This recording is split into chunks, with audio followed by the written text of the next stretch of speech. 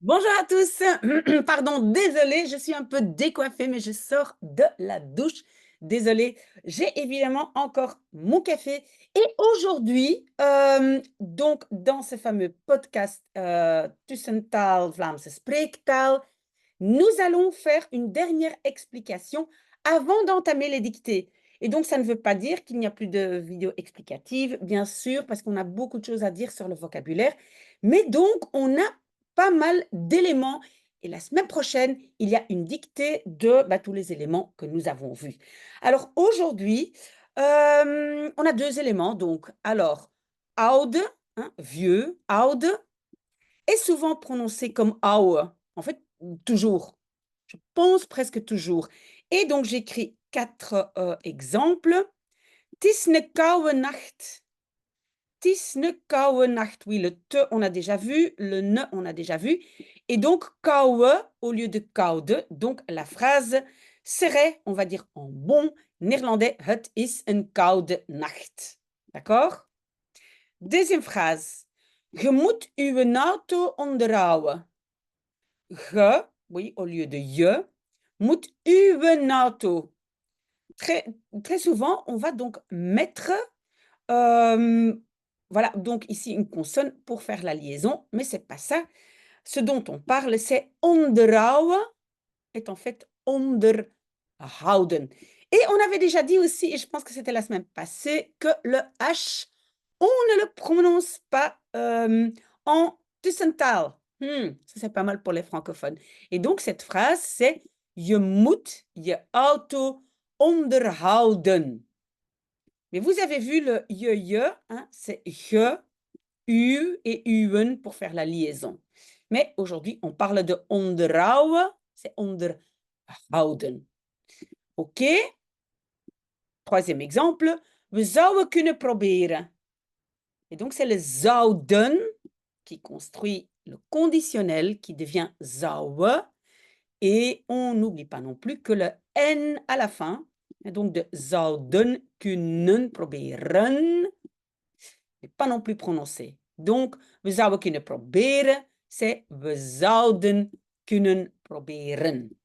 Et dernier exemple pour cet élément, kunt je dat even vasthouden? Kunt je dat, oui, en fait, je devrais peut-être faire comme ça, even vasthouden.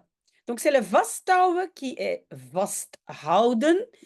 On a parlé de even, qu'on prononce comme efkes, hein, efkes. Je suis sûre que vous avez entendu efkes.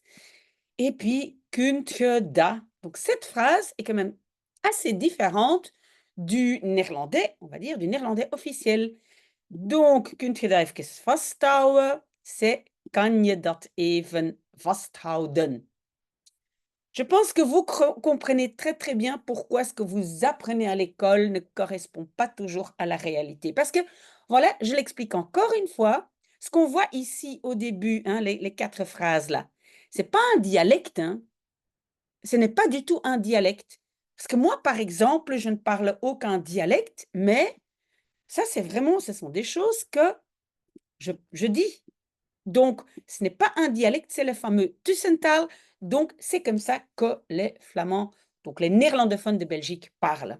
OK, deuxième élément. Ceux qui se souviennent de la règle, c'est que il y a un S du génitif.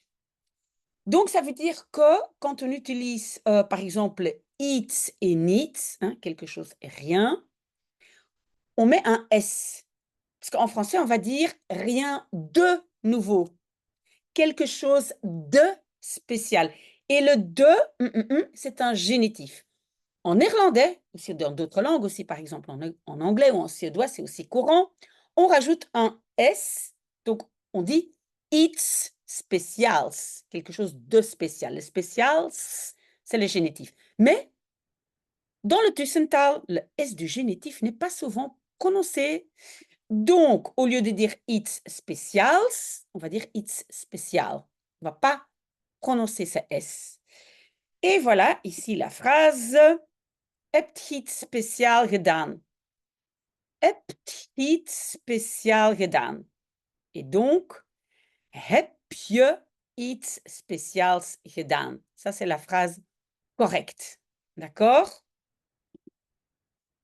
Het is iets moeilijk. Donc, c'est quelque chose de difficile. Het is iets moeilijk. Het is iets moeilijk.